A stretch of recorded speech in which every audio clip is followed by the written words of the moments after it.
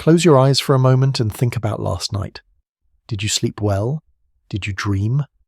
Perhaps you tossed and turned, or maybe you fell into that rare, perfect slumber where 8 hours passed in what felt like minutes. Sleep is something we all do, something that occupies roughly 1/3 of our entire lives, and yet it remains one of the most mysterious and fascinating aspects of human existence. Tonight, as you drift off listening to this, your brain will embark on an intricate journey through distinct stages, each serving purposes that scientists are only beginning to fully understand. What happens when we sleep isn't simply a void, a blank space in our consciousness.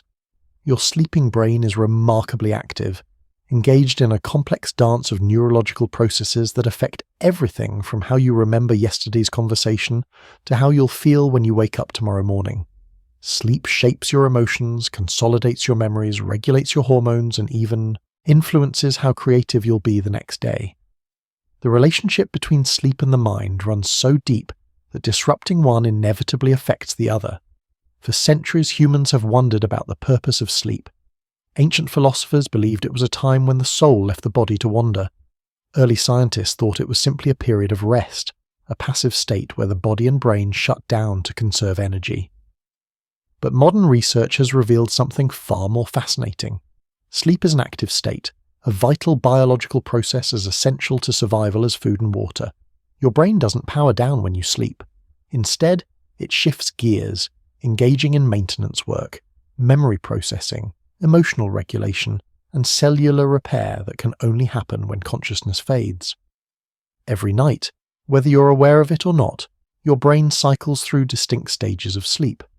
These aren't random fluctuations, but a carefully orchestrated sequence that repeats multiple times throughout the night.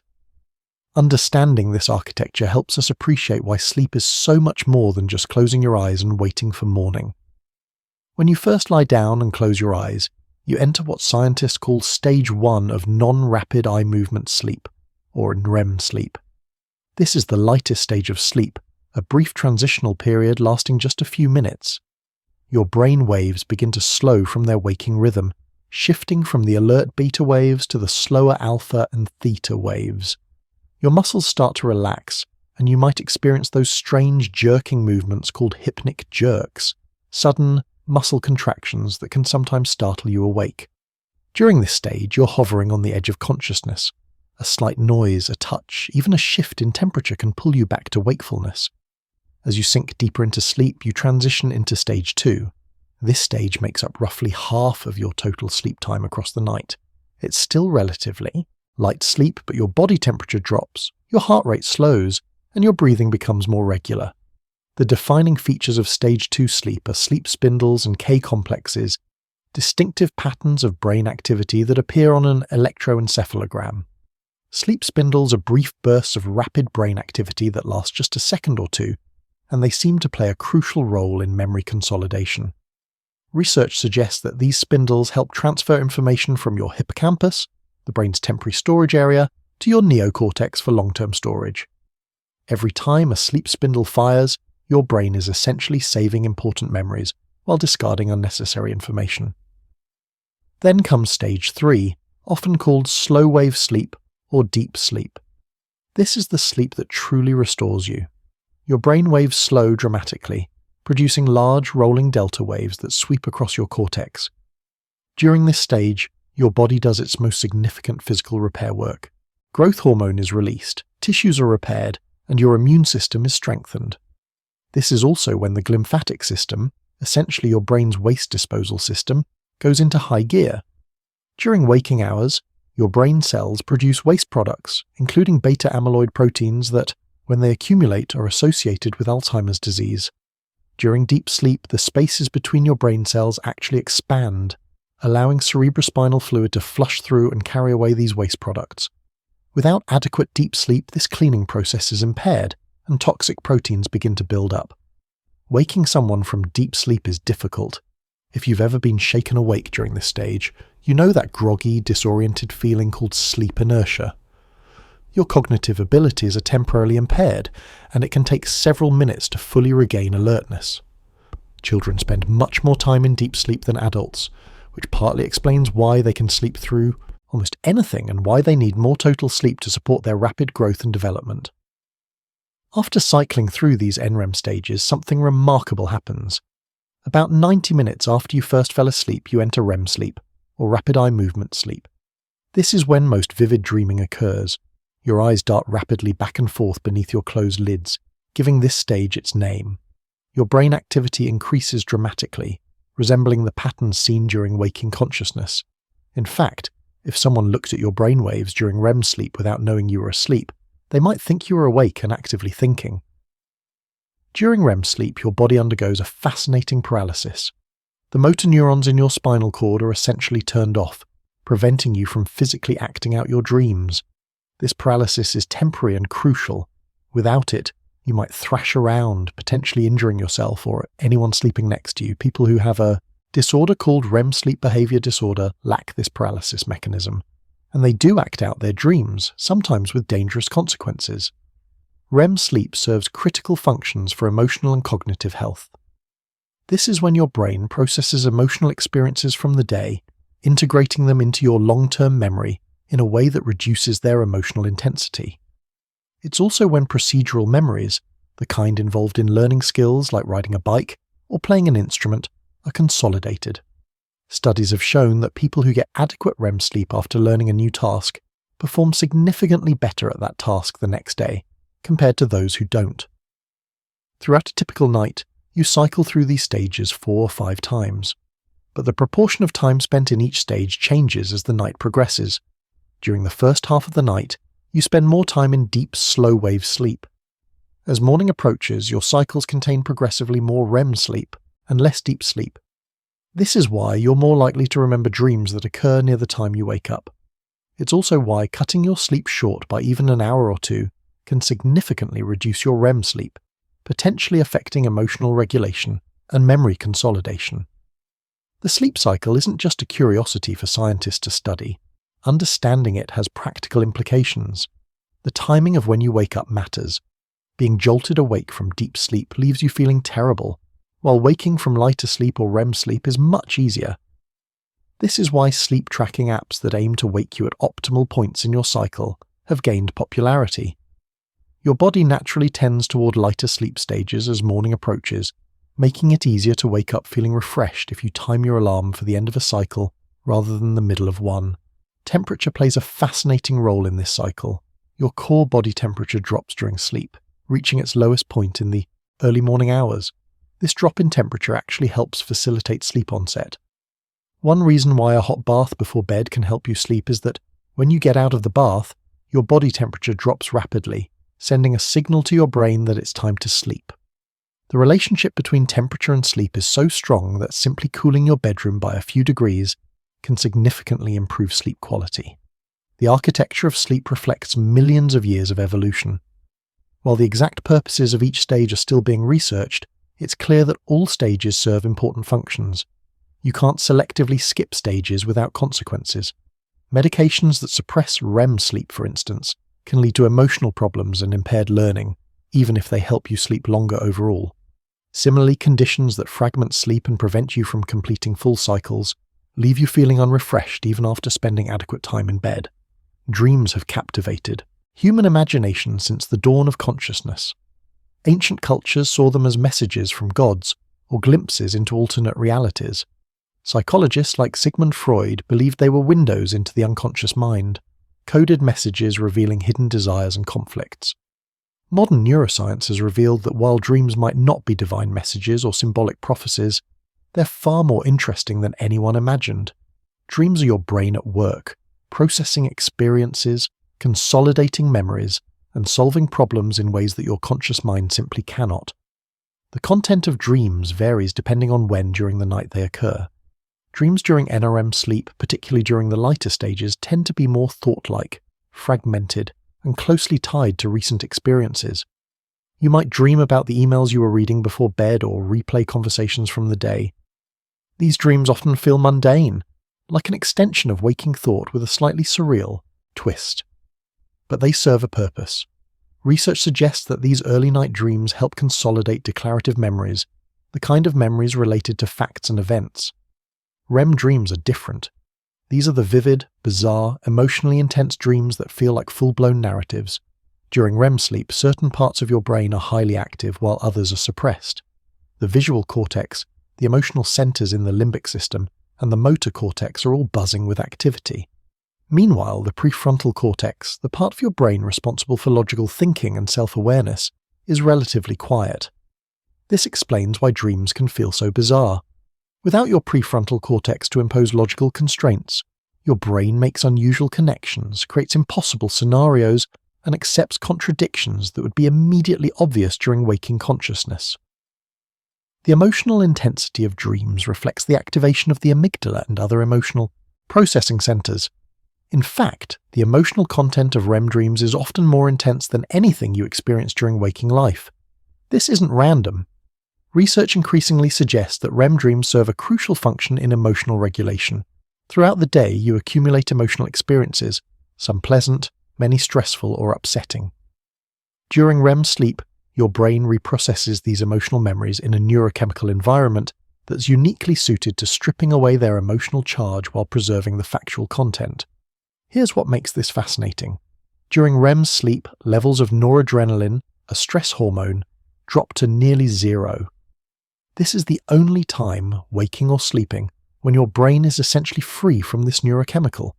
Meanwhile, the neurons in your hippocampus, which initially encode memories, start replaying patterns of activity that occurred during the day.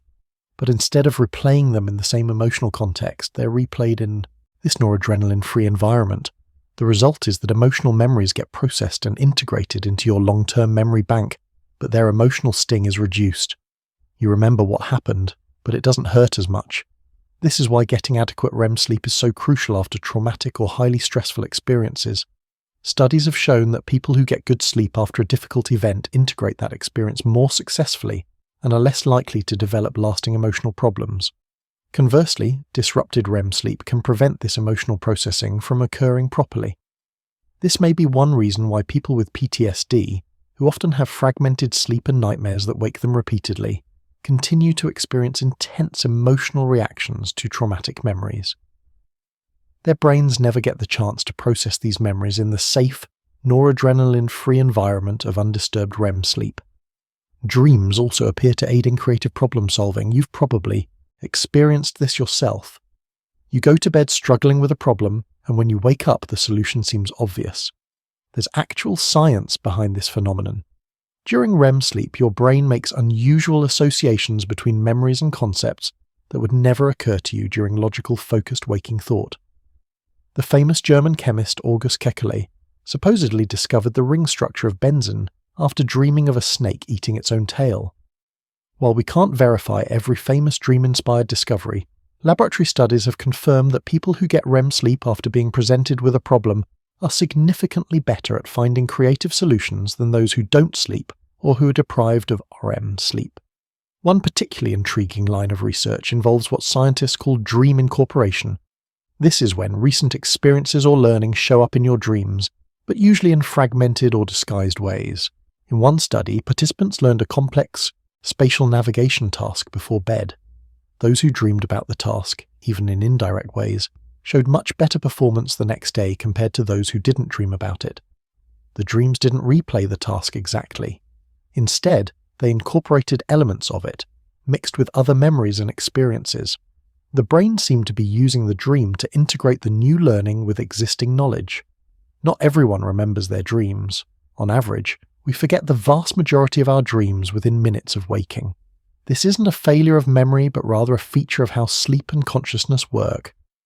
Dreams occur in a brain state that's neurochemically different from waking, and the neural pathways involved in encoding long-term memories aren't fully active during dreaming. The dreams you do remember are usually those that occur right before you wake up, when you're transitioning back into a more wakeful brain state. Some people claim they never dream, but research shows this isn't true. When these people are monitored in sleep laboratories and awakened during REM sleep, they report dreams just like everyone else. They simply don't remember them upon natural waking. Dream recall seems to depend partly on how quickly and completely you wake up. Abrupt awakenings are more likely to preserve dream memories, while gradual awakenings through lighter sleep stages allow dreams to fade before they're transferred into long-term memory. The The content of dreams has been studied extensively. Despite the infinite variety of dream scenarios, certain themes appear with remarkable frequency across cultures and throughout life. Being chased, falling, flying, showing up unprepared for an exam, losing teeth, appearing naked in public. These are universal dream themes that most people experience at some point. Psychologists have proposed various explanations. Some suggest these themes reflect universal human concerns and anxieties. Others point to the brain's tendency to draw on frequently activated neural networks when generating dream content. Fear and anxiety activate strong emotional circuits, which may explain why threatening or stressful dreams are more common than pleasant ones. Nightmares deserve special attention. While occasional nightmares are normal and might even serve adaptive functions by allowing you to rehearse responses to threatening situations, frequent nightmares can significantly impact mental health and sleep quality. Nightmares are most common during REM sleep when dreaming is most vivid. They can be triggered by stress, trauma, certain medications, sleep deprivation, or various sleep disorders. The experience of waking from a nightmare, heart racing and drenched in sweat, reflects the fact that your emotional systems were fully engaged during the dream. Your brain can't distinguish between a dreamed threat and a real one, so it responds with a genuine fear reaction. Recurring nightmares, where the same frightening dream repeats again and again, often indicate unresolved emotional issues or ongoing stress. Treating these nightmares often requires addressing the underlying psychological issues. Interestingly, a therapeutic technique called imagery rehearsal therapy can be highly effective. It involves repeatedly reimagining the nightmare while awake and creating a new, non-threatening ending. Over time, this can actually change the content of the nightmare itself, reducing its frequency and intensity. Lucid dreaming, where you become aware that you're dreaming while the dream is happening, represents a fascinating hybrid state of consciousness. Some people experience lucid dreams spontaneously, while others can train themselves to achieve this state. During lucid dreaming, you can sometimes exert control over the dream content, essentially directing your own internal movie. Research has shown that the brain activity during lucid dreaming is unique, showing patterns of both sleeping and waking consciousness. While lucid dreaming is generally harmless and can be quite enjoyable, the effort required to maintain awareness during sleep might reduce sleep quality if practiced too frequently. The question of whether dreams have meaning remains debated. Modern neuroscience suggests that while dreams might not be symbolic messages requiring interpretation as Freud suggested, they're not meaningless noise either. Dreams reflect what your brain is working on, the memories and emotions it's processing, the problems it's trying to solve. In this sense, paying attention to dream content can offer insights into your emotional state and concerns, even if the specific dream imagery shouldn't be taken literally. Sleep deprivation isn't just about feeling tired. When you miss sleep, particularly over multiple nights, the effects cascade through every aspect of your physical and mental functioning. Your brain, deprived of the restoration that only sleep can provide, begins to malfunction in ways that affect your thinking, your emotions, your judgment, and even your perception of reality. The first and most obvious effect of sleep deprivation hits your attention and alertness. After just one night of poor sleep, you'll find it harder to focus on tasks, especially boring or repetitive ones. Your mind wanders more easily. You might read the same paragraph 3 times without absorbing its meaning. In studies measuring attention, sleep-deprived participants show increased response times and more frequent lapses, moments where they essentially zone out completely. These attention lapses might last only a second or two, but they can have serious consequences. If you're driving, that second of inattention is all it takes to drift into another lane or miss a red light. The impairment gets worse with continued sleep loss. After 24 hours without sleep, your cognitive performance drops to a level comparable to having a blood alcohol concentration of 0.08%, the legal limit for intoxication in many places. After 48 hours without sleep, the impairment is even more severe. Your reaction times slow dramatically, your ability to make decisions becomes compromised, and you might start experiencing microsleeps, brief episodes where your brain essentially goes offline for a few seconds, even while you're ostensibly awake. Memory takes a significant hit from sleep deprivation. Remember those sleep spindles during stage 2 sleep and the replay of memories during REM. Without adequate sleep, these processes can't occur properly. If you try to learn new information while sleep deprived, your brain struggles to encode it effectively. The neural pathways involved in creating new memories don't function optimally without sufficient rest. Studies have shown that students who pull all-nighters before exams perform worse than those who get adequate sleep, despite spending more time studying. The sleep-deprived brain simply can't consolidate new learning effectively. Even more concerning, sleep deprivation appears to increase the formation of false memories. In one study, participants who were sleep-deprived were shown photographs and then asked questions about them. Those who had missed sleep were significantly more likely to remember details that weren't actually in the photographs, essentially creating false memories without realizing it. This has sobering implications for situations where accurate memory matters, from eyewitness testimony in legal cases to important work decisions. Working memory, the mental workspace you use to hold and manipulate information temporarily, also degrades without sleep. This affects everything from following complex instructions to doing mental arithmetic, to keeping track of a conversation. You might find yourself forgetting what you were saying mid-sentence, or having to ask someone to repeat instructions you just heard moments ago. Executive functions, the high-level cognitive processes involved in planning, decision-making, and inhibiting inappropriate responses, are particularly vulnerable to sleep loss. The prefrontal cortex, which orchestrates these functions, is especially sensitive to the effects of sleep deprivation. When you're sleep-deprived, you become more impulsive, less able to resist immediate gratification, and worse at considering long-term consequences. You make riskier decisions. Studies have shown that sleep-deprived individuals in gambling tasks are more likely to make irrational choices, continuing to gamble even when they're losing. This impaired judgment extends to how you evaluate your own performance. One of the most insidious aspects of sleep deprivation is that it impairs your ability to recognize how impaired you are. Sleep-deprived people consistently overestimate their own performance and underestimate how much their lack of sleep is affecting them. They'll insist they're fine to drive or make important decisions when objective measurements show their abilities are significantly compromised. This disconnect between subjective experience and objective performance makes sleep deprivation particularly dangerous. Emotionally, sleep deprivation wreaks havoc. The amygdala, your brain's emotional center, becomes hyperactive when you're sleep-deprived. Normally, the prefrontal cortex exerts control over the amygdala, moderating emotional responses. But sleep deprivation weakens this prefrontal control while simultaneously ramping up amygdala activity. The result is emotional volatility.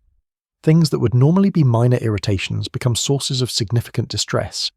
You might find yourself close to tears over something trivial, or snapping at people over small annoyances. Research using brain imaging has shown that after just one night of sleep deprivation, the amygdala shows 60% more reactivity to negative emotional stimuli. The neural pathways between the prefrontal cortex and the amygdala are also disrupted, meaning you lose the ability to regulate your emotional responses effectively. This explains why sleep-deprived people are more irritable, more prone to emotional outbursts, and less able to maintain emotional equilibrium. The relationship between sleep and mood goes even deeper than this immediate emotional reactivity. Chronic sleep problems are both a symptom and a cause of mood disorders. People with insomnia are 10 times more likely to develop depression compared to people who sleep normally. They're 17 times more likely to have anxiety disorders. While depression and anxiety can certainly cause sleep problems, growing evidence suggests that sleep problems can actually trigger these conditions in people who are previously healthy. This bidirectional relationship means that improving sleep can lead to improvements in mental health, even in people with diagnosed psychiatric conditions. Studies of cognitive behavioral therapy for insomnia have shown that successfully, treating insomnia often leads to reductions in depression and anxiety symptoms, sometimes eliminating them entirely. This suggests that for some people, what appears to be a primary mental health disorder might actually be secondary to chronic sleep problems. The physical toll of sleep deprivation compounds these psychological effects. Your immune system weakens, making you more susceptible to infections. Hormonal regulation goes awry. Leptin, a hormone that signals satiety, decreases, while ghrelin, which stimulates appetite, increases. This hormonal shift makes you hungrier, particularly for high-calorie, high-carbohydrate foods. It's one reason why sleep-deprived people tend to gain weight. Your body is literally trying to compensate for the energy deficit created by staying awake by making you eat more. Glucose metabolism is also affected. Even a single night of sleep deprivation can create a pre-diabetic state in otherwise healthy people, where cells become temporarily resistant to insulin. Chronic sleep deprivation significantly increases the risk of developing type 2 diabetes. Your cardiovascular system suffers too. Blood pressure tends to rise during periods of sleep deprivation, and chronic short sleep is associated with increased risk of heart disease and stroke. Perhaps most concerning are the long-term effects on brain health. That glymphatic system mentioned earlier, which clears waste proteins from the brain during sleep, can't do its job properly if you're chronically sleep deprived. This means proteins like beta amyloid, associated with Alzheimer's disease, accumulate faster. Studies have found that even a single night of sleep deprivation leads to increased beta amyloid levels in the brain. Over years of chronic sleep loss, this accumulation may contribute to cognitive decline and increased dementia risk. The effects of sleep deprivation aren't distributed evenly across the population. Some people are more vulnerable than others, likely due to genetic differences. Age matters too. Adolescents are particularly affected by sleep loss, partly because their brains are still developing, and partly because their natural circadian rhythms shift during puberty, making them biologically inclined to stay up later and sleep later, which often conflicts with the early school start times. Adults generally handle acute sleep deprivation better than teenagers, but older adults are more vulnerable to the long-term effects of chronic sleep problems on cognitive function and health. Recovering from sleep deprivation isn't as simple as sleeping longer the next night. While you can partially compensate for lost sleep by sleeping more later, you can't fully make up for severe sleep debt, especially if it has accumulated over weeks or months. Some of the cognitive effects might linger even after you've returned to a normal sleep schedule. More importantly, trying to repay sleep debt by sleeping excessively on weekends creates its own problems, leading to something called social jet lag, where your sleep schedule on weekends is dramatically different from your weekday schedule. This irregularity can disrupt your circadian rhythm and actually make sleep problems worse. The take-home message is clear. Sleep isn't optional or a luxury, it's a biological necessity. Cutting corners on sleep to be more productive or to have more time for other activities is false economy. The cognitive and emotional impairments that result from inadequate sleep more than offset any time you might have gained by sleeping less. For many people, sleep doesn't come easily. Insomnia, the persistent difficulty falling asleep or staying asleep despite having adequate opportunity to sleep, affects roughly 1/3 of adults at least occasionally, and about 10% chronically. If you've ever lain awake at 3 a.m., mind racing, watching the minutes tick by while desperately trying to sleep, you know how distressing insomnia can be. But insomnia isn't just frustrating. It's a serious condition with significant impacts on mental and physical health. Insomnia comes in several forms. Some people have trouble falling asleep initially, lying awake for an hour or more after getting into bed. This is called sleep onset insomnia. Others fall asleep easily but wake up multiple times during the night and struggle to get back to sleep. This is called sleep maintenance insomnia. Still others wake up much earlier than desired and can't return to sleep, called early morning awakening. Many people with chronic insomnia experience some combination of these patterns. The causes of insomnia are complex and varied. Sometimes it's triggered by an identifiable event. A stressful life change, a period of illness, jet lag, or shift work can all disrupt sleep patterns. For many people, once the initial trigger resolves, sleep returns to normal. But for others, the insomnia persists long after the initial cause is gone. This is when acute insomnia becomes chronic insomnia, and understanding why this happens requires looking at the psychology of sleep itself. The key to understanding chronic insomnia lies in something called learned conditioning. Here's how it typically unfolds. You experience a period of poor sleep due to stress or some other trigger. During this time, your bedroom and bed become associated with the frustration and anxiety of not sleeping. When you get into bed, instead of feeling relaxed and sleepy, you feel tense and alert, anticipating another difficult night. Your mind starts racing, worrying about not sleeping. You check the clock repeatedly, calculating how many hours of sleep you could still get if you fell asleep right now. This anxiety and hyperarousal make it even harder to fall asleep, which increases the anxiety further. It becomes a vicious cycle. Additionally, people with insomnia often develop counterproductive behaviors in their attempts to manage the problem. They might spend extra time in bed hoping to catch more sleep, but this actually weakens the association between bed and sleep. They might nap during the day to compensate for nighttime sleep loss, which reduces sleep drive at night. They might start avoiding activities they enjoy because they're too tired, which can lead to depression and further disrupt sleep. They might start relying on alcohol to help them fall asleep, not realizing that while alcohol can help you fall asleep initially, it fragments sleep later in the night and reduces sleep quality overall. The cognitive aspects of insomnia are particularly important. People with chronic insomnia often develop unhelpful beliefs about sleep. They might believe they absolutely must get 8 hours of sleep every night or they'll be unable to function. This belief creates pressure and anxiety around sleep, making it harder to achieve.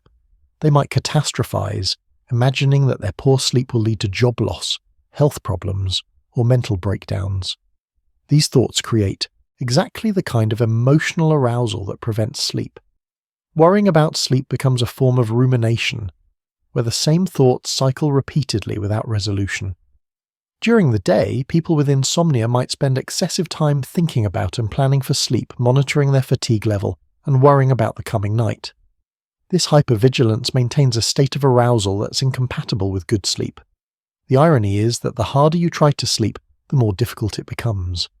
Sleep is one of those biological processes that can't be forced. It requires a state of relaxed passivity that trying to achieve paradoxically prevents. The consequences of chronic insomnia extend far beyond tiredness.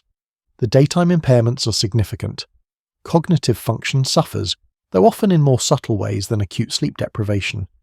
People with insomnia might not show dramatic attention lapses, but they experience difficulties with concentration, memory, and mental processing speed that accumulate over time. They're more prone to errors and accidents. Their work performance declines. Emotionally, chronic insomnia is exhausting in ways that go beyond physical fatigue. The constant struggle with sleep, the nightly anxiety, the daytime fatigue, and the feeling of being unable to control something as basic as sleep can lead to demoralization. Depression and anxiety disorders frequently co-occur with insomnia. Sometimes the insomnia is a symptom of these conditions, but often the relationship is more complex. Insomnia can trigger depression, and depression can worsen insomnia, creating a cycle that's difficult to break. Physically, chronic insomnia is associated with increased risk of various health problems. People with persistent insomnia have higher rates of hypertension, cardiovascular disease, chronic pain conditions, and metabolic disorders. The exact mechanisms linking insomnia to these health problems are still being researched, but they likely involve a combination of factors including altered stress hormone levels, inflammation, immune system dysfunction, and the behavioral changes that often accompany insomnia, such as reduced physical activity and poor dietary choices. Treating insomnia effectively requires addressing both the behaviors and thoughts that maintain it. The gold standard treatment is cognitive behavioral therapy for insomnia, usually abbreviated as CBTI.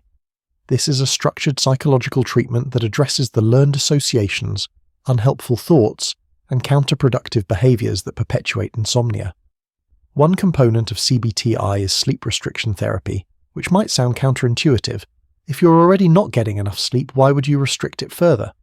The reason is that sleep restriction increases sleep drive and consolidates sleep. People with insomnia often spend excessive time in bed hoping to catch more sleep, but much of this time is spent awake, which weakens the bed's association with sleep. Sleep restriction therapy involves limiting time in bed to closely match the actual amount of sleep you're getting. This creates a mild sleep debt that makes it easier to fall asleep and stay asleep. Over time, as sleep efficiency improves, time in bed is gradually increased. Another component is stimulus control therapy, which aims to re-establish the bed as a cue for sleep rather than wakefulness. This involves following strict rules. Go to bed only when sleepy. Use the bed only for sleep and sex, not for reading, watching TV, or worrying. If you can't fall asleep within about 20 minutes, get up and do something relaxing in another room until you feel sleepy again. This prevents the bed from becoming associated with frustrated wakefulness. The cognitive component addresses unhelpful thoughts about sleep. Through cognitive restructuring, people learn to identify and challenge catastrophic thinking, unrealistic expectations, and excessive focus on sleep. Instead of thinking, I must get 8 hours of sleep or I'll fail at work tomorrow, they might learn to think, sleep is important, but I've functioned adequately on less sleep before, and one poor night doesn't cause major problems. This reduces the anxiety around sleep and makes it easier to relax. CBTI also teaches relaxation techniques and addresses lifestyle factors that affect sleep. Regular exercise, managing caffeine intake, creating a good sleep environment, and establishing a consistent sleep-wake schedule all play important roles. The effectiveness of CBTI has been demonstrated in numerous research studies. It's comparable to, or better than, sleep medications in the short term, and significantly more effective in the long term, because it addresses the underlying mechanisms maintaining insomnia rather than just temporarily suppressing symptoms. Many people who complete CBTI continue to experience benefits years later. Regarding sleep medications, they can be helpful in specific situations, such as acute insomnia triggered by a temporary stressor. However, for chronic insomnia, they're not ideal as a long-term solution. Most sleep medications work by suppressing brain activity, which helps you fall asleep but doesn't produce the same quality of natural sleep. They can also lead to tolerance, where you need progressively higher doses to achieve the same effect, and dependence, where stopping the medication leads to rebound insomnia. Some sleep medications also carry risks of next-day drowsiness, falls, and other side effects, particularly in older adults. Understanding insomnia from a psychological perspective reveals it's not just a simple matter of not being able to sleep. It's a complex condition involving learned associations, cognitive processes, behavioral patterns, and often significant emotional distress. Treating it effectively requires addressing these psychological factors, not just trying to force sleep through medication or willpower. One of the most fascinating discoveries in sleep research over the past few decades is the profound role that sleep plays in memory and learning. When you learn something new during the day, whether it's a fact, a skill, or an experience, that information isn't immediately locked into permanent storage. It exists initially in a fragile state, vulnerable to interference and decay. The process of transforming these temporary memory traces into stable, long-lasting memories is called consolidation, and much of this consolidation happens while you sleep. The process begins even before you fall asleep. After learning something new, neurons in your hippocampus, the brain structure critical for forming new memories, show specific patterns of activity. These neurons fire in sequence, replaying the pattern that occurred during learning. This initial replay starts to strengthen the synaptic connections between these neurons, beginning the consolidation process. But this is just the first step. Once you fall asleep, particularly into slow-wave sleep, something remarkable happens. Those same patterns of neural activity that occurred during learning spontaneously replay in your hippocampus, but they do so on a faster timescale. It's as if your brain is fast-forwarding through the day's experiences, reviewing what happened. Each replay strengthens the memory trace, but the process goes beyond simple repetition. During these replays, there's coordinated activity between the hippocampus and the neocortex, the outer layers of the brain where long-term memories are ultimately stored. The hippocampus essentially broadcasts its replays to the neocortex. This communication is mediated by sleep spindles, those brief bursts of brain activity that occur during stage 2 sleep. Each sleep spindle creates a window of opportunity for the hippocampus and neocortex to synchronize their activity, allowing information to be transferred from temporary to permanent storage. Think of your hippocampus as a temporary notebook where you jot down daily experiences. During sleep, particularly slow-wave sleep, you're essentially transferring information from this temporary notebook into your brain's permanent filing system. The more sleep spindles you have, the more effective this transfer becomes. This is why the number and density of sleep spindles have been found to correlate with memory performance. People who generate more sleep spindles after learning something new tend to remember it better. Different types of memories benefit from different stages of sleep. Declarative memories, which include facts and events that you can consciously recall, benefit particularly from slow-wave sleep. If you study for an exam and then get a good night's sleep rich in slow-wave sleep, you'll remember more of what you study compared to staying awake. In studies where participants learned word pairs before sleep and were then tested after waking, those who experienced normal sleep performed significantly better than those who were kept awake or whose sleep was disrupted. Procedural memories, the kind involved in learning skills and procedures, benefit more from REM sleep. If you spend the afternoon learning to play a song on the piano or practicing a new tennis serve, getting REM sleep that night will significantly improve your performance the next day. In studies of motor skill learning, Participants who got REM sleep after learning a task showed greater improvement than those who were deprived of REM sleep, even when the total amount of sleep was the same. The enhancement isn't just about preventing forgetting. Sleep actively transforms memories, strengthening some connections while weakening others, extracting general principles from specific examples, and integrating new learning with existing knowledge. This is why you sometimes wake up with new insights or solutions to problems. During sleep, your brain isn't just preserving memories, it's actively working with them, making connections and reorganizing information in ways that enhance understanding. The glymphatic system's role in memory consolidation shouldn't be overlooked. Remember, this waste clearance system is most active during sleep, particularly slow-wave sleep. By clearing away metabolic waste products that accumulate during waking hours, the glymphatic system helps maintain the cellular environment necessary for synaptic plasticity, the ability of synapses to strengthen or weaken over time, which underlies memory formation and learning. Emotional memories receive special treatment during sleep. During REM sleep, emotionally charged memories from the day are reprocessed in a unique neurochemical environment. As mentioned earlier, noradrenaline levels drop nearly to zero during REM sleep. This allows emotional memories to be consolidated, strengthening the factual components while reducing the emotional intensity. This is why disturbing events that felt overwhelming at the time often feel more manageable after a good night's sleep. You remember what happened, but it doesn't provoke the same intense emotional reaction. This emotional memory processing during REM sleep can fail in certain conditions. In people with PTSD, sleep is often fragmented, and they experience frequent awakenings, especially from REM sleep due to nightmares. This prevents the normal emotional memory processing from occurring.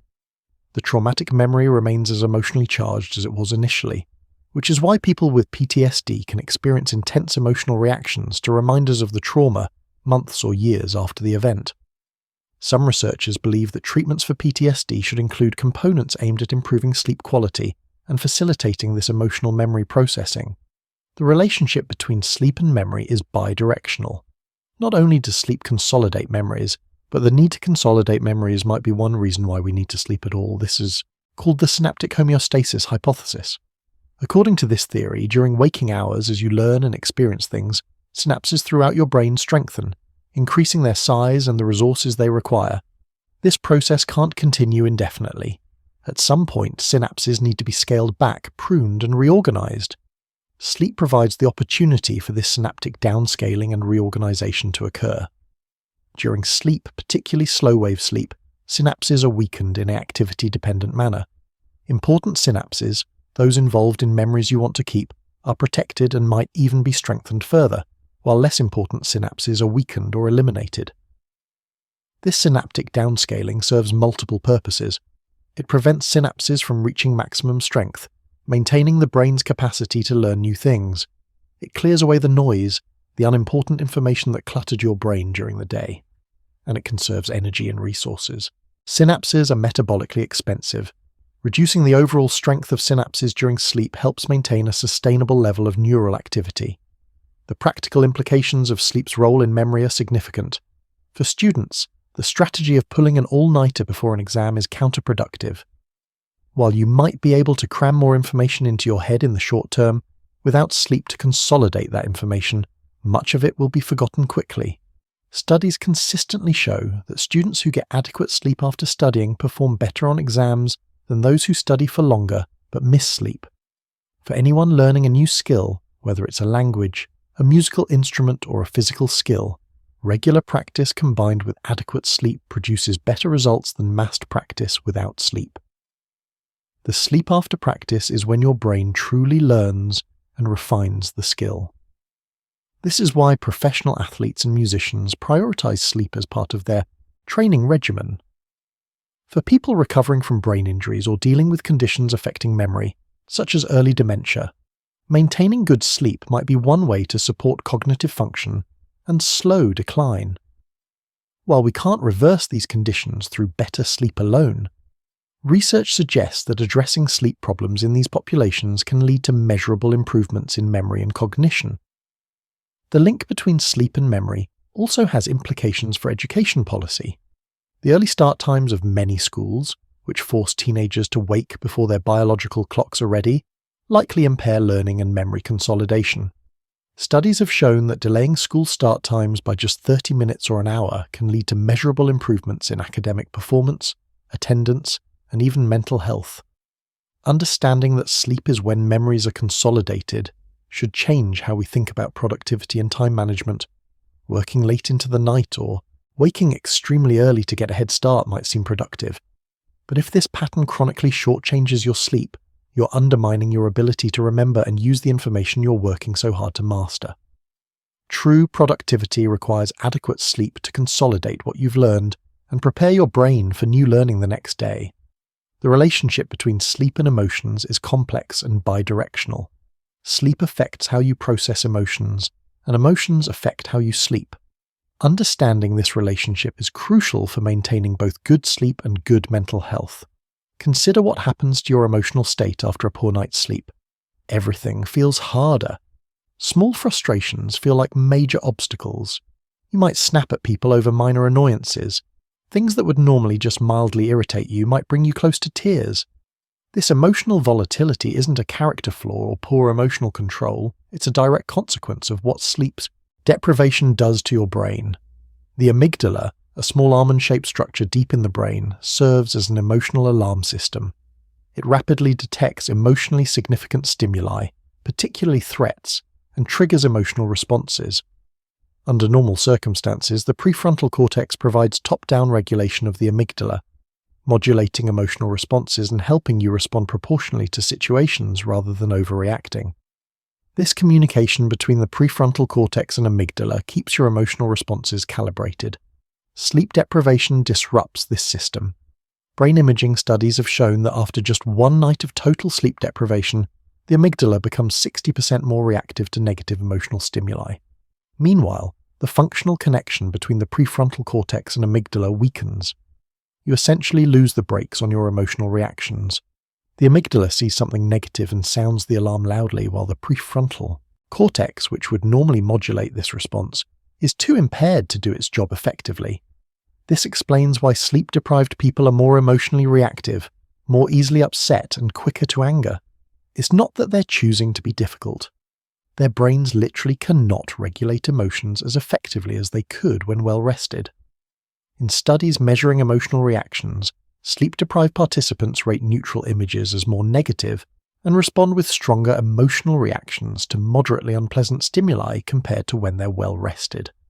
The effects extend beyond just negative emotions.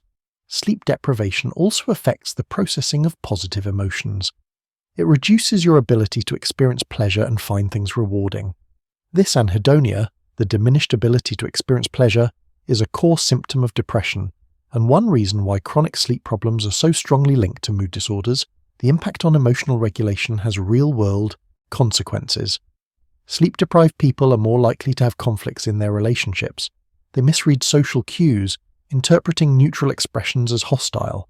They're less empathetic, less able to take others' perspectives. They make poor decisions about how to handle interpersonal situations.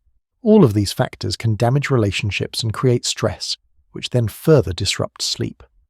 In the workplace, emotional dysregulation due to poor sleep affects job performance and workplace relationships. People who consistently don't get enough sleep are more likely to have conflicts with co-workers, less likely to help others, and more likely to engage in counterproductive work behaviors. Leaders who are sleep-deprived make poorer decisions, are less charismatic, and less effective at inspiring their teams. The link between sleep and anxiety is particularly strong. Anxiety disorders often involve excessive worry and rumination, mental processes that are difficult to shut off, especially at bedtime. When you're trying to fall asleep, if your mind starts racing with worries, it triggers physiological arousal, your heart rate and breathing increase, stress hormones are released, and all of this is incompatible with the relaxed state needed for sleep onset. For people with anxiety disorders, this can become a nightly struggle, and the resulting sleep deprivation then worsens anxiety during the day, creating another vicious cycle. Depression and sleep have an especially complex relationship.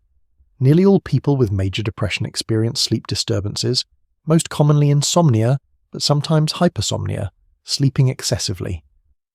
For many years, these sleep problems were viewed simply as symptoms of depression, but research has revealed that the relationship is more nuanced. sleep problems often predate the onset of depression. People who develop insomnia are 5 times more likely to develop depression later compared to people who sleep normally. This suggests that in many cases sleep problems aren't just symptoms of depression, but might actually contribute to causing it. This has important treatment implications. Addressing sleep problems directly, even when depression or anxiety is the primary concern, can improve mental health outcomes. Studies of CBT for insomnia in people with comorbid depression have shown that successfully treating the insomnia often leads to reductions in depression symptoms as well. In some cases, the depression resolves entirely once sleep is improved. The mechanisms linking poor sleep to depression likely involve multiple pathways. Chronic sleep deprivation affects neurotransmitter systems, particularly serotonin and dopamine, which are also implicated in depression.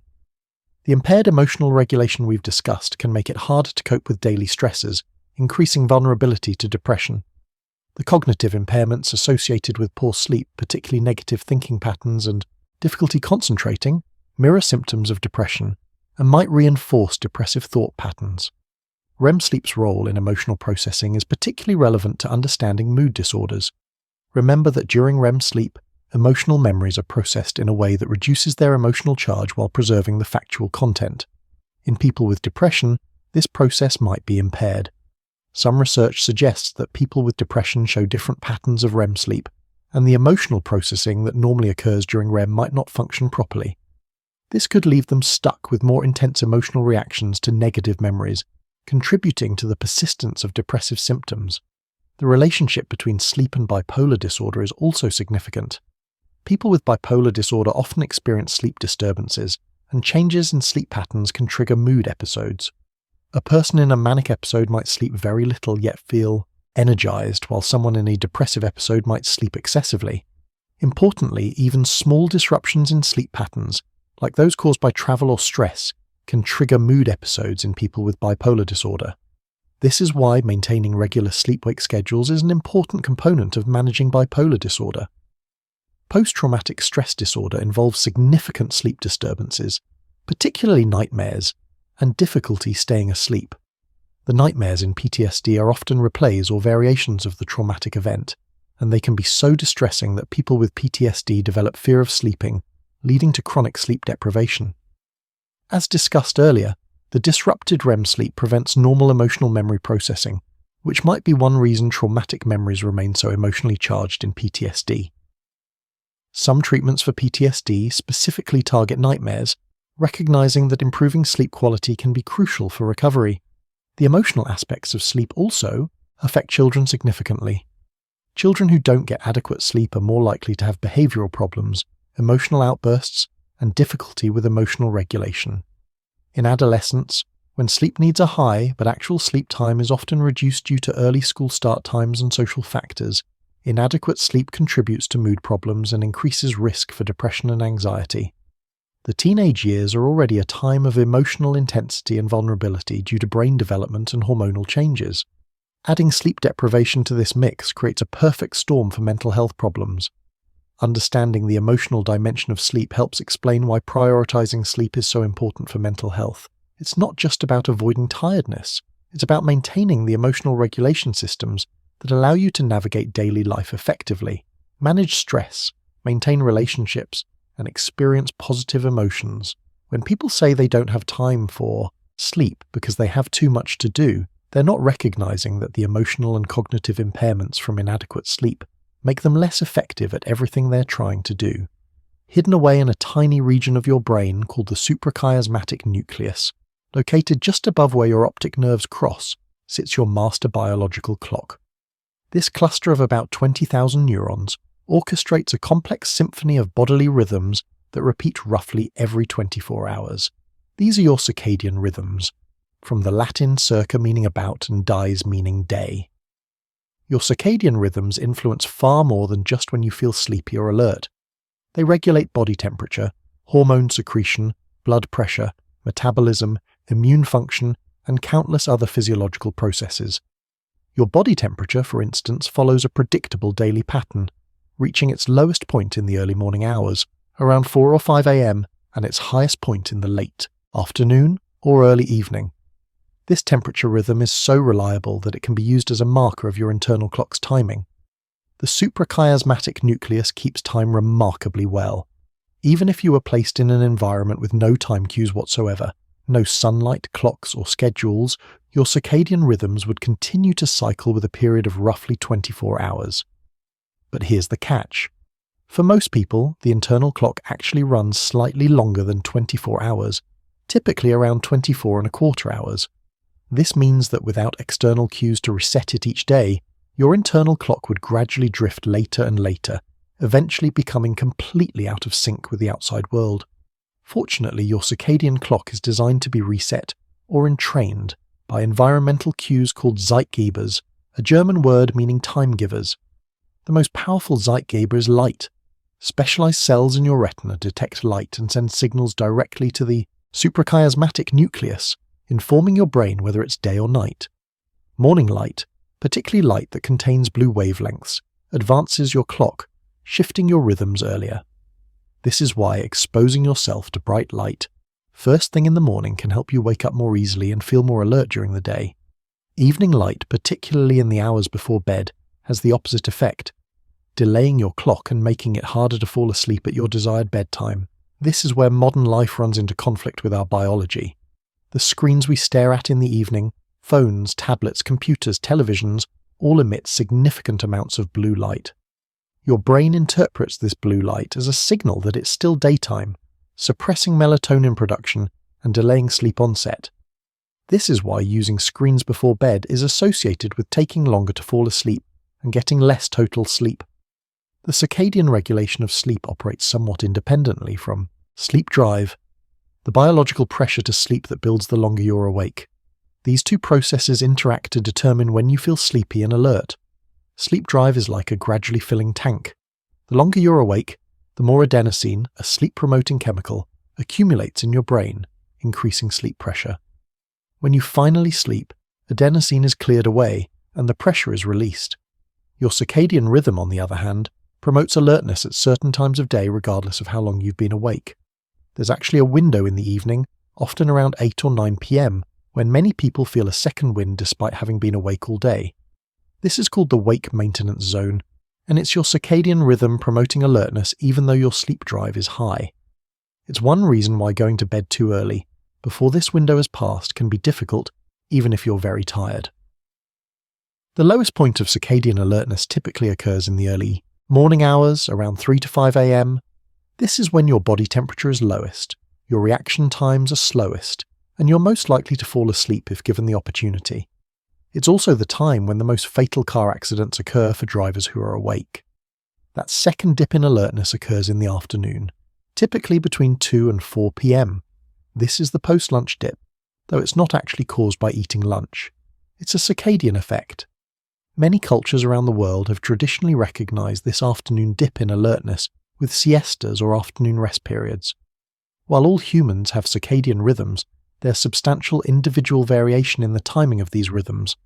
This variation is captured in the concept of chronotype. Some people are natural early birds, or morning types, sometimes called larks.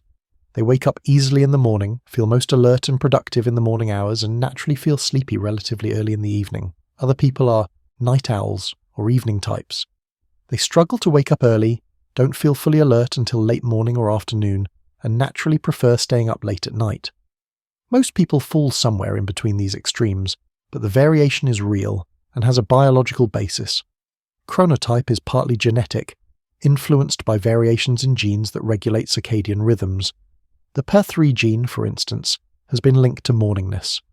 People with certain variations of this gene tend to be more morning-oriented. Your chronotype isn't something you can simply change through willpower or habit, though you can shift it somewhat with consistent behavior. It's similar to being left-handed or right-handed. While you can train yourself to use your non-dominant hand, you're still fundamentally right or left-handed. Similarly, while a night owl can learn to function on an early schedule, they're fighting against their natural biology, and this comes at a cost. The mismatch between your chronotype and your required schedule creates what researchers call social jet lag. If you're a night owl who has to wake up early for work or school, your social schedule is forcing you to live at odds with your biological clock, similar to how jet lag occurs when you rapidly change time zones. Studies have found that people with greater social jet lag, particularly night owls who must wake early, have increased risk of various health problems, including obesity, diabetes, depression, and cardiovascular disease. This has important implications for work and school schedules. The traditional 9 to 5 work schedule and especially early school start times are well suited for morning types, but create problems for evening types. Adolescents are particularly affected. During puberty, there's a natural shift toward later chronotypes. Teenagers' circadian rhythms shift later, making them biologically inclined to stay up later and wake up later. When they're forced to wake up at 6 a.m. for school, many are essentially being asked to function during their biological night. This contributes to chronic sleep deprivation among teenagers, with all the cognitive, emotional, and health consequences that entails. Several studies have examined the effects of delaying school start times to better align with adolescents' chronotypes. The results have been remarkably consistent. When schools delay start times by even 30 minutes to an hour, students get more sleep, show improved academic performance, have better attendance, report fewer depressive symptoms, and even have fewer car accidents. These findings suggest that our social schedules, particularly for adolescents, need to better accommodate biological realities. Understanding your chronotype can help you optimize your schedule and activities when possible. Morning types tend to perform better on cognitively demanding tasks in the morning, while evening types perform better later in the day. If you have control over your schedule, timing important meetings, creative work, or study sessions to align with your peak alertness can improve performance. Exercise timing also matters. Morning types might prefer and benefit from morning workouts, while evening types might find evening exercise more enjoyable and effective. The relationship between chronotype and mental health is complex. Evening types, particularly extreme night owls, have somewhat elevated rates of depression and other mental health problems. The reasons for this aren't entirely clear, but likely include social jet lag, reduced exposure to morning sunlight, and the fact that staying up late might involve engaging in activities or avoiding activities in ways that aren't ideal for mental health. Interestingly, recent research has found that regardless of your chronotype, maintaining earlier sleep and wake times tends to be associated with better mental health outcomes. Even night owls who manage to maintain earlier schedules show better mental health than those who sleep according to their natural late preference. This is somewhat surprising and suggests that factors beyond just matching your schedule to your chronotype matter. Perhaps early risers get more morning light exposure, which has mood-boosting effects. Or maybe the activities and behaviors associated with late nights, like excessive screen time or alcohol use, contribute to worse mental health outcomes. Chronotype changes across the lifespan. Children tend to be more morning-oriented, though individual variation exists even in childhood. During adolescence, as mentioned, there's a shift toward later chronotypes, which peaks around age 20 in many people. Through adulthood, chronotype gradually shifts earlier again, with older adults tending to wake earlier and go to bed earlier than younger adults. This shift in chronotype with age might contribute to the sleep problems many older adults experience. Their circadian rhythms shift earlier, but their social schedules might not change accordingly, creating a mismatch. The interaction between circadian rhythms, chronotype, and sleep is important for understanding and treating various sleep disorders. Delayed sleep-wake phase disorder, for instance, occurs when someone's circadian rhythm is significantly later than what's considered normal or required by their schedule. These individuals might not feel sleepy until 2 or 3 a.m. and have great difficulty waking up in the morning. It's more severe than simply being a night owl. Advanced sleep-wake phase disorder is the opposite, where people feel sleepy very early in the evening and wake very early in the morning. While this might seem like less of a problem, it can significantly impact social and work life if you're falling asleep at 7 p.m. Treatment for circadian rhythm disorders often involves carefully timed light exposure and sometimes melatonin supplementation. Bright light therapy in the morning can help advance the clock for people whose rhythms are delayed. Evening light avoidance, particularly blue light, helps shift rhythms earlier. Melatonin, taken at the right time, can also help shift circadian timing, though it's crucial to take it at the correct time relative to your current rhythm for it to work properly. Understanding circadian rhythms and chronotypes reveals that good sleep isn't just about getting enough hours, it's also about timing sleep appropriately relative to your internal clock. When social demands force you to live at odds with your biology, sleep and health suffer. While we can't all restructure our lives to perfectly match our chronotypes, Being aware of this dimension of sleep can help you make better choices about schedule management and understand why certain times of day are easier or harder for you. While the focus on sleep often centers on nighttime sleep, humans also have the capacity for daytime sleep, commonly known as napping. The relationship between napping and nighttime sleep is complex, and understanding it can help you use naps strategically to enhance alertness and performance rather than disrupt your sleep schedule. Napping is universal across cultures, though attitudes toward it vary widely. In some Mediterranean and Latin American countries, the afternoon siesta is a cultural institution. In contrast, in many Western countries, napping during the day is sometimes viewed as lazy or unproductive. Yet research shows that appropriately timed naps can provide significant benefits without necessarily harming nighttime sleep. The urge to nap is partly driven by your circadian rhythm. Remember that dip in circadian alertness that occurs in the afternoon for most people? This dip creates a natural window for napping, typically between 1 and 3 p.m. for people on conventional schedules. Napping during this window takes advantage of a natural low point in alertness and is less likely to interfere with nighttime sleep than napping later in the day. The benefits of napping depend significantly on nap duration. Very short naps, sometimes called power naps, typically lasting 10 to 20 minutes, can provide a quick boost in alertness and performance without leaving you feeling groggy afterward. These brief naps involve primarily light sleep, stages 1 and 2. You don't enter deep sleep, which is what causes the grogginess you feel when waking from a longer nap. Research has shown that even a 15-minute nap can improve attention, memory, and reaction time for several hours afterward. Longer naps, lasting 60 to 90 minutes, allow you to complete a full sleep cycle, including deep sleep and REM sleep. These longer naps provide more substantial benefits, particularly for memory consolidation and creative problem solving. Studies have found that naps containing REM sleep can enhance performance on tasks requiring creativity and integration of new information.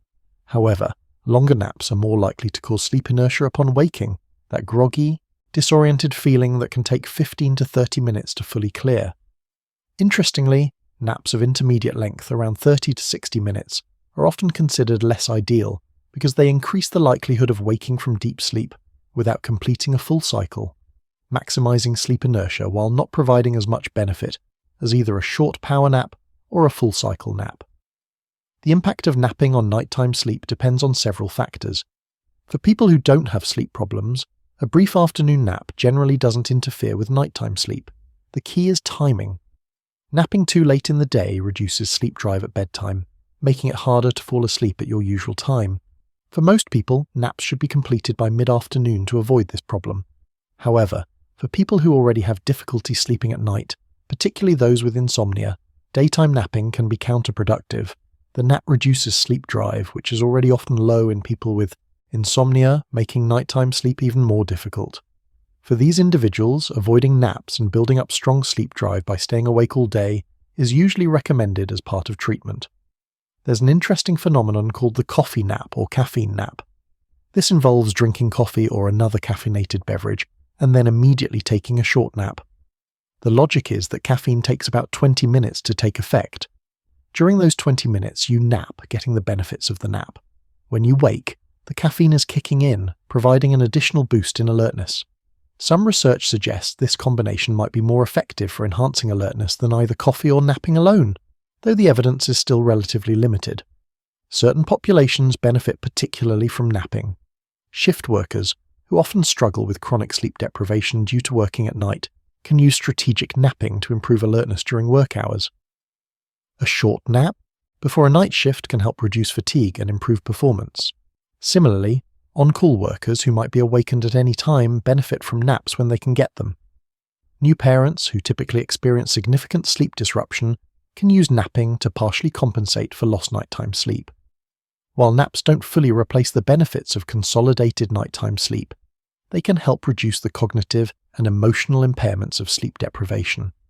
The traditional advice to sleep when the baby sleeps has scientific backing. Older adults often nap more frequently than younger adults.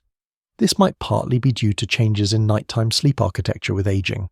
Older adults often sleep more lightly and wake more frequently during the night, leading to increased sleep debt that can be partially addressed through napping. However, excessive daytime sleepiness in older adults can also be a sign of health problems or side effects from medications and should be evaluated by a healthcare provider. In some contexts, napping is built into work schedules. Some companies have recognized the benefits of brief naps for productivity and have provided nap rooms for employees. Studies in these settings have found that allowing employees to nap leads to improvements in afternoon productivity, fewer errors, and better overall job performance. Despite concerns that napping at work would reduce work time, the productivity gains during the afternoon more than compensate for the brief time spent napping. Sleep deprivation can make napping more powerful and more necessary. When you're sleep deprived, sleep drive is high, and you can fall into deep sleep much more quickly than usual. A short nap when sleep deprived might involve deep sleep, providing more restoration but also more sleep inertia. For people dealing with severe sleep deprivation, longer recovery naps might be beneficial despite the grogginess. The concept of habitual napping is interesting. Some people nap regularly as part of their daily routine, while others rarely or never nap. Cultural factors influence this, but individual differences in sleep need and circadian rhythms also play a role. Some research suggests that habitual nappers might process sleep pressure differently or have a stronger afternoon dip in alertness. For these individuals, a daily afternoon nap helps them maintain optimal alertness and performance. Understanding the science of napping helps dispel some misconceptions. Napping isn't inherently lazy or unproductive. Brief naps can enhance cognitive performance, improve mood, and increase productivity. The key is using naps strategically, keeping them short if you need a quick boost without grogginess, timing them for the early to mid-afternoon, and avoiding them if you have nighttime sleep problems. Rather than fighting the natural afternoon dip in alertness by loading up on caffeine and forcing yourself to power through, a brief nap might be a healthier and more effective solution. The relationship between sleep and mental health is one of the most important and complex connections in psychology. For decades, sleep problems were viewed primarily as symptoms of mental health disorders. If someone was depressed, it was assumed their insomnia or hypersomnia was just a manifestation of the depression. Treating the mental health disorder would automatically fix the sleep problem. This view has fundamentally changed. We now understand that the relationship between sleep and mental health is bidirectional. Not only can mental health problems cause sleep disturbances, but sleep problems can also trigger, exacerbate, and maintain mental health disorders. In many cases, sleep problems predate the onset of mental health disorders, suggesting they might play a causal role in their development. The statistics are striking. People with insomnia are 10 times more likely to have depression compared to people who sleep normally.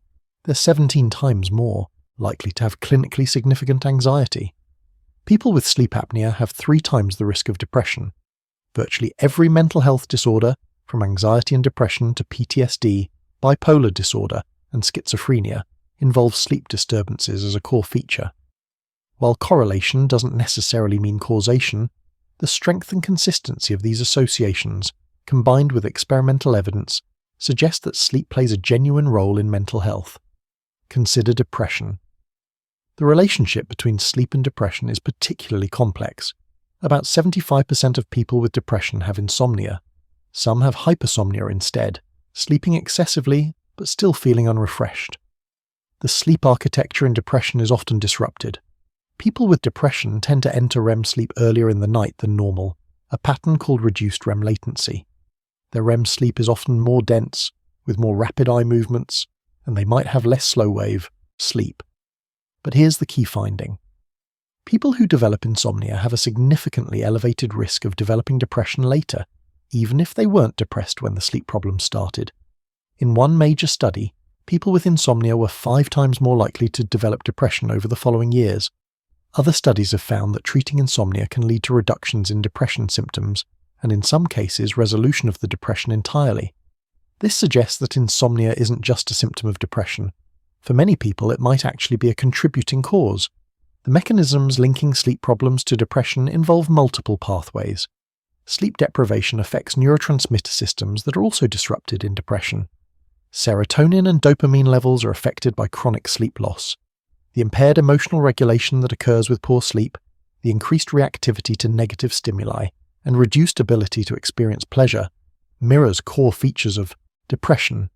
Cognitive processes are affected too. Sleep-deprived people show more negative thinking patterns, more rumination, and more difficulty disengaging from negative thoughts. all characteristic of depression. The inflammatory response provides another link. Chronic sleep problems lead to elevated levels of inflammatory markers in the body. Inflammation has been increasingly recognized as playing a role in depression, with some researchers viewing certain types of depression as essentially inflammatory disorders. Poor sleep might contribute to depression partly through its inflammatory effects. Anxiety disorders show similarly strong connections to sleep problems. Anxiety involves excessive worry, difficulty controlling worry, and heightened arousal. These same processes make it difficult to fall asleep and stay asleep. At bedtime, without the distractions of the day, anxious thoughts can become overwhelming. The quiet darkness of the bedroom provides fertile ground for rumination. This creates a cycle where anxiety disrupts sleep, and sleep deprivation worsens anxiety. Generalized anxiety disorder, panic disorder, social anxiety disorder, and specific phobias all show elevated rates of sleep problems. People with panic disorder often experience nighttime panic attacks, sudden episodes of intense fear that wake them from sleep. These nocturnal panic attacks can create fear of sleeping, leading to chronic insomnia. Social anxiety can be worsened by sleep deprivation through its effects on social cognition. When you're sleep deprived, you're more likely to misinterpret social cues, assume negative intent from others, and feel self-conscious, all of which feed social anxiety. PTSD involves particularly severe sleep disturbances. Nightmares are a hallmark symptom, often replaying or paralleling the traumatic event. These nightmares can occur multiple times per night, disrupting sleep and leading to chronic sleep deprivation. People with PTSD often develop fear of sleeping, staying awake as long as possible to avoid nightmares. The sleep architecture in PTSD is disrupted, with fragmented REM sleep that prevents the normal emotional memory processing that should occur during the sleep stage. This failure of emotional memory processing in PTSD is crucial. Remember that REM sleep normally helps process emotional memories, reducing their emotional intensity while preserving the factual content. In PTSD, this process is impaired. The traumatic memory remains as emotionally charged as when it was first experienced. Treatments for PTSD that specifically target nightmares, such as imagery rehearsal therapy, can be highly effective. By changing the nightmare script and improving sleep continuity, they allow normal emotional memory processing to occur, contributing to recovery from PTSD. Bipolar disorder shows dramatic relationships between sleep and mood episodes. During manic episodes, people often sleep very little yet feel energized and productive. They might go days with only a few hours of sleep per night. This reduced need for sleep is one of the diagnostic criteria for mania. During depressive episodes, the opposite often occurs, with hypersomnia and difficulty getting out of bed. But here's the important finding. Changes in sleep can trigger mood episodes. Sleep deprivation can trigger mania in vulnerable individuals, while disruptions to sleep patterns can precipitate depressive episodes. This is why maintaining regular sleep-wake schedules is crucial for managing bipolar disorder. Schizophrenia and other psychotic disorders also involve significant sleep problems. People with schizophrenia often have severely disrupted sleep-wake cycles, sometimes sleeping during the day and being awake at night. Their sleep architecture is disrupted, and they often report insomnia and poor sleep quality. Some research suggests that sleep problems might predate the onset of psychotic symptoms, raising the possibility that sleep disruption could be a risk factor for developing psychosis. However, the relationship is complex and likely involves multiple factors, including medication side effects and the cognitive and social impacts of the illness itself. Suicidal thoughts and behaviors show strong associations with sleep problems. People with insomnia have significantly elevated rates of suicidal ideation, and this association remains even after controlling for depression. Sleep problems might contribute to suicide risk through multiple pathways. The cognitive impairments from poor sleep affect problem-solving and judgment, making it harder to cope with stresses. The emotional dysregulation increases impulsivity and reduces the ability to manage intense emotions. The isolation and hopelessness that can accompany chronic sleep problems might directly contribute to suicidal thinking. The good news in all of this is that treating sleep problems can significantly improve mental health. Cognitive behavioral therapy for insomnia has been shown to reduce symptoms of depression, anxiety, and other mental health problems, even when these problems weren't the primary target of treatment. Studies using CBTI in people with comorbid mental health disorders have found that successfully treating the insomnia leads to improvements in mental health outcomes. This has important implications for mental health treatment. Addressing sleep should be a priority, not an afterthought. When someone presents with depression or anxiety, evaluating and treating sleep problems should be part of the initial treatment plan, not something that's addressed only after other treatments have been tried. In some cases, improving sleep might be sufficient to resolve mental health symptoms. In others, it might not fully resolve the problem but makes the person more able to benefit from other treatments. Prevention is another important consideration. If sleep problems increase risk for developing mental health disorders, then promoting good sleep habits might help prevent some cases of depression, anxiety, and other conditions. This is particularly relevant for adolescents and young adults, who are at high risk for both sleep problems and the onset of mental health disorders. School-based programs that promote good sleep habits might have mental health benefits beyond just improving academic performance. The integration of sleep and mental health treatment represents a shift in how we think about both problems. Rather than viewing sleep as a separate issue from mental health, we recognize they're intimately connected. Sleep affects every aspect of psychological functioning, emotion regulation, cognitive performance, social behavior, stress response. When sleep is disrupted chronically, it's not surprising that mental health suffers. When sleep is improved, mental health often improves as well. Human beings evolved to sleep in response to natural light-dark cycles. For most of human history, artificial light was limited to fires and later candles and oil lamps, which provided nowhere near the intensity of modern electric lighting. Our ancestors woke with the sun and settled down for sleep not long after sunset. Their sleep was regulated primarily by natural zeitgebers, and their lives, while challenging in many ways, didn't include the constant demands and stimulations that characterize modern existence. Today's world is radically different. We live in a 24/7 society where the distinction between day and night has blurred. Work emails arrive at all hours, entertainment is available constantly, stores stay open late or all night, social media never sleeps. This constant availability and stimulation, combined with the glowing screens that have become ubiquitous, creates an environment that's fundamentally at odds with our biology. The impact of artificial light on sleep is profound. Light exposure in the evening, particularly blue light, suppresses melatonin production. Melatonin is the hormone that helps regulate sleep-wake cycles, increasing in the evening to promote sleepiness. When you stare at a screen emitting blue light in the hours before bed, your brain interprets this as a signal that it's still daytime, delaying melatonin release and making it harder to fall asleep.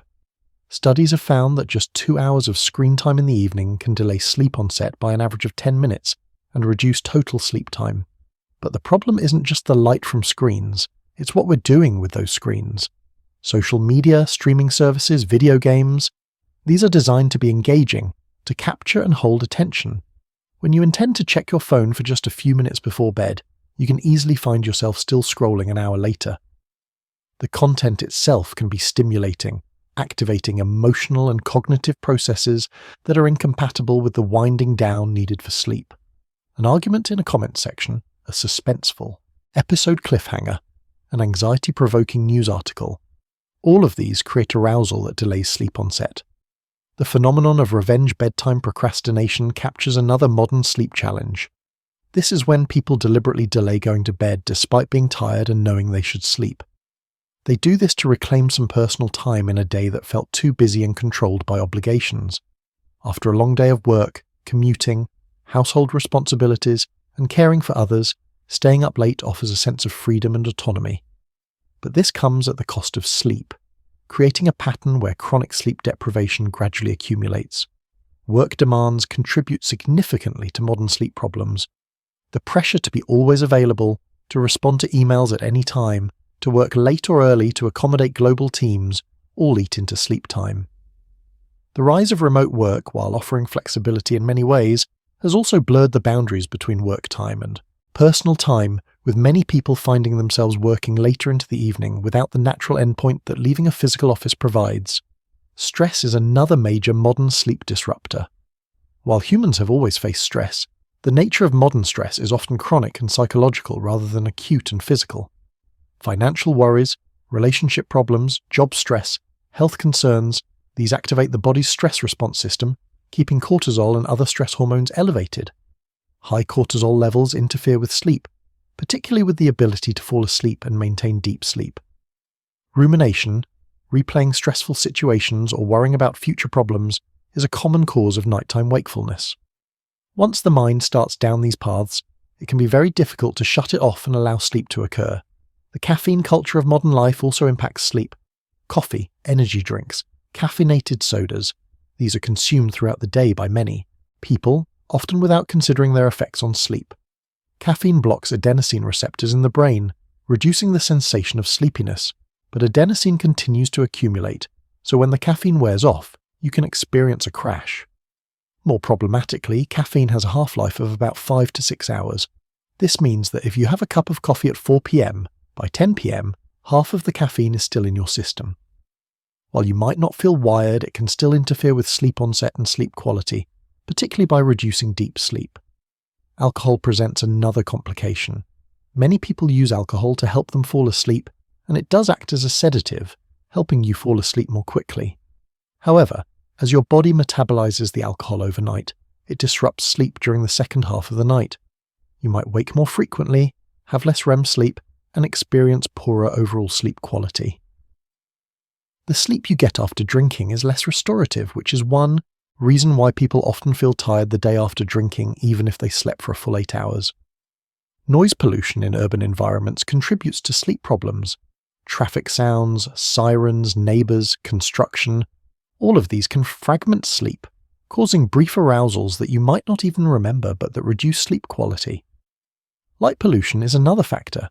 Street lights, lights from other buildings, and electronic devices all create ambient light in bedrooms that can interfere with the darkness needed for optimal sleep. The rising prevalence of sleep disorders in modern society reflects these multiple challenges. Sleep apnea rates have increased, partly due to rising obesity rates, which is a major risk factor for sleep apnea. Insomnia rates are high and appear to be increasing. Delayed sleep phase disorder, where people's circadian rhythms are shifted later than is compatible with conventional schedules, may be becoming more common due to evening light exposure and lifestyle patterns. The COVID-19 pandemic created a perfect storm for sleep problems, introducing a term called coronasomnia. The pandemic combined multiple sleep disruptors. Stress and anxiety about health and financial security were high. Social isolation affected mental health. Routines were disrupted. Many people began working from home, blurring work-life boundaries. Screen time increased as people sought entertainment and connection through devices. Physical activity often decreased. All of these factors contributed to widespread increases in sleep problems. Paradoxically, despite having more opportunities for sleep, many people slept worse during lockdowns. The lack of regular schedule, reduced exposure to natural light from staying indoors, increased anxiety and uncertainty, and excessive screen time all contributed. Studies found that insomnia rates increased significantly during the pandemic, and many of these cases persisted even after restrictions eased. For young people, the challenges are particularly acute. Adolescents face early school start times that conflict with their naturally delayed circadian rhythms. They face academic pressure that leads to late-night studying.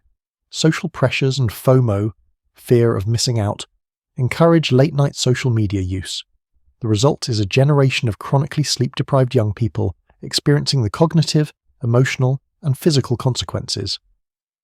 Children's sleep has also been affected by modern life. Screen time is starting younger, with even toddlers having access to tablets and phones. While some educational content can be beneficial, excessive screen time, and especially screen time close to bedtime, disrupts children's sleep.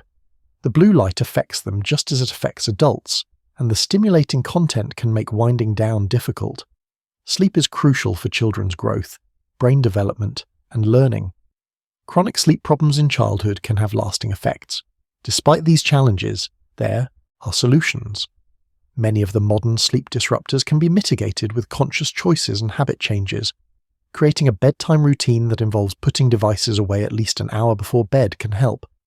Using blue light filters on devices or wearing blue light blocking glasses in the evening might partially mitigate screen effects, though reducing screen time is more effective. Creating a dark, quiet, cool sleep environment helps. Regular exercise, though not too close to bedtime, improves sleep quality. Managing caffeine intake, avoiding it after early afternoon, prevents it from interfering with nighttime sleep. Stress management techniques such as meditation, progressive muscle relaxation, or deep breathing can help quiet the mind before bed. Cognitive behavioral techniques for managing worry, such as setting aside a specific worry time earlier in the day rather than ruminating at bedtime, can help.